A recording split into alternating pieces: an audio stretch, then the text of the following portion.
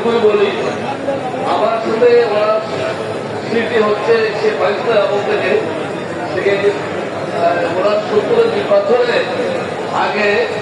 সেখানে একটা চিত্রসভা বাংলায় আমরা মিটিং করতে গেছি। সেখানে পয়লা বছর হলে সর্বদলীয় সংগ্রাম পরিষদের আহ্বায়ক পয়লা ওখানে খবর আসলো পুলিশ বাংলাদেশের বাইরে কলাপদের বাবা মা ওখানেও করতে বলছি। আমি মুসলমানকে বললাম এই খবর আসলে অনেকটা কাম করো আর একটা ম্যানেজ করি